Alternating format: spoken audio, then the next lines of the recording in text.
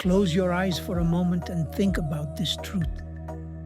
Every invention, every fortune, every towering empire that has ever reshaped the world began as nothing more than a thought, a fragile whisper in the mind of one person who refused to let it die.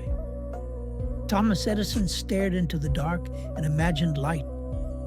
Henry Ford looked at a horse-drawn world and imagined machines carrying men faster than their legs ever could. Walt Disney stood in the middle of a bankrupt studio and imagined a kingdom of magic. The world told them they were dreamers, but they understood something most people never will. You become what you repeatedly imagine, because the mind is not just a place where thoughts live.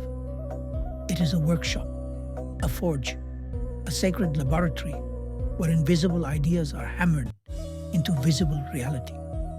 If you allow fear to live there, fear will multiply and shape your destiny. If you allow doubt to settle there, doubt will carve out the walls of your future.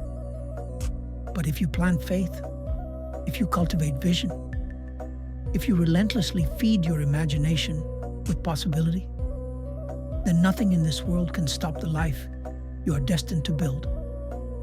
Think about it. Everything around you, this device you're listening on, the chair beneath you, the roof above you, was once only imagination. Someone dared to hold the picture of it so vividly, so persistently, that it materialized into the world. So the real question is not whether imagination works. The question is, what are you imagining right now? Most people spend their lives imagining failure.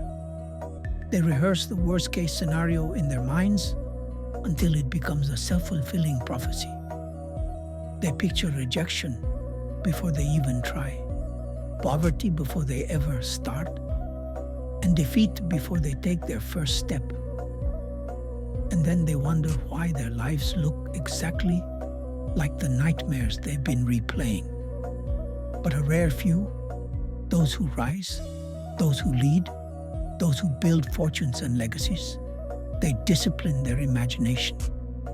They make their inner vision greater than their outer circumstances.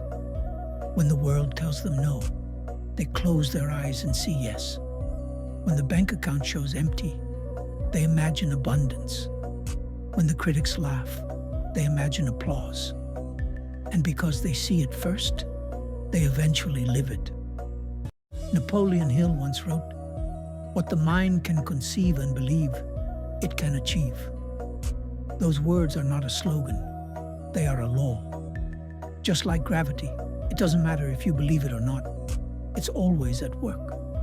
Your thoughts are seeds, and your imagination is the soil. The question is, are you planting weeds, or are you planting forests of greatness? So let me ask you, directly, without hesitation, what pictures are you holding in your mind today? Do you see yourself broken, small, stuck? Or do you see yourself rising, commanding, building, conquering?